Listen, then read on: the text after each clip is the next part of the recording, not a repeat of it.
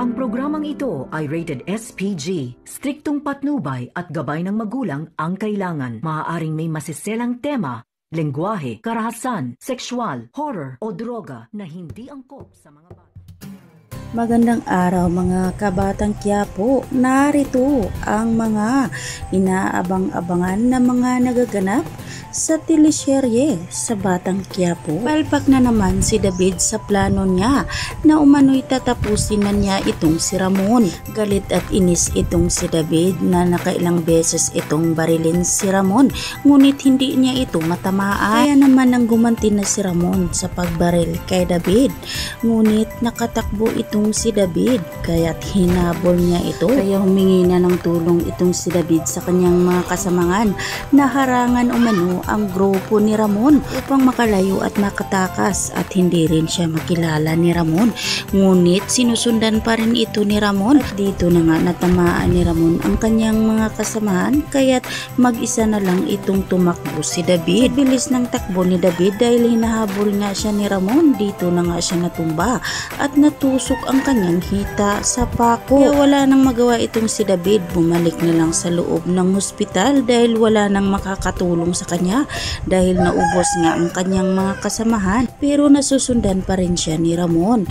Dito na nga niya sinara ang pinto upang hindi makasunod nga sila Ramon sa kanya. Habang tumakbo itong si David na paika-ika, hindi naman niya napansin na nakita pala siya ni Santino. Kaya sinundan ni Santino itong si David. Habang si David naman ay naghanap ng kanyang mataguan at dito na nga siya nakahanap ng isang room na bukas ang pinto. At habang ginamot ni David ang kanyang hita, rinig naman ni Santino ang boses ni David mula sa loob. Kaya naman nagtaka na lang itong si Santino at naguguluhan kung ano nga ang nangyari sa kanyang kuya David. Lumabas na si David pagkatapos niyang ayusin ang kanyang sarili, ngunit nagulat na lang siya nang makita niya si Santino sa labas ng pintuan. Tinanong naman ni Santino kung ano nga ang nangyari kay David, ngunit galit na itong si David sa kanya at pinapaalis ito at pinapalaya sa kanyang harapan. Lumalikod na lang si Santino, ngunit nang lumayo na itong si David,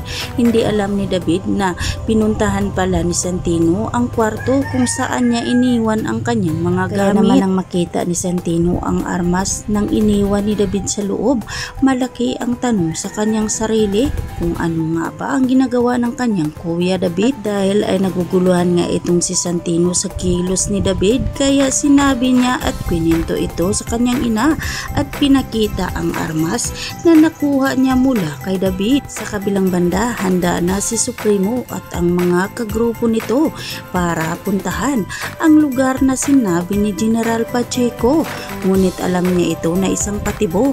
Kaya naman may plano itong si Supremo. Habang si Rigor ay nagising naman sa kanyang karumal-dumal na kalagayan, agad nga itong bumangon at tinanggal ang mga hose na nakakabit sa kanyang katawan. Sinubukang pigilan ni Marites itong si Rigor, ngunit hindi ito magpapigil, kaya wala nang magawa si Tess kundi tinitignan na lang itong si Rigor. Puntahan nga daw ni Rigor ang opisina kung saan nandoon si General Pacheco upang humingi ng tawad sa kanyang ginawang problema. Papasok na sana si Rigor sa opisina, ngunit nasalubong niya itong si General Pacheco sa labas. Makaawa nga ngayon si Rigor kay General Pacheco.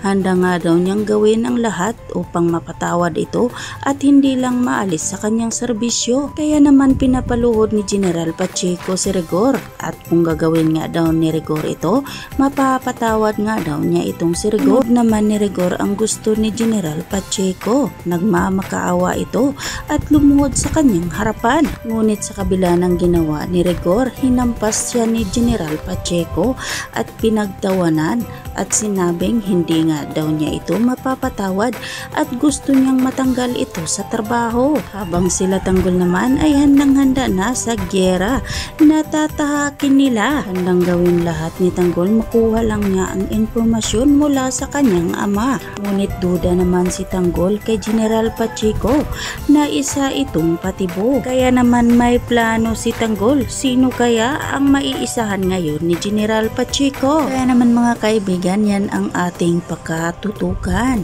At hanggang dito na lang muna tayo. Aabangan na lang natin yan, ang mga susunod pang mga eksena. At huwag po sana ninyong kalimutan na i-like, i-share, at pahingin na rin ng isang subscribe. Maraming salamat sa inyong panunood.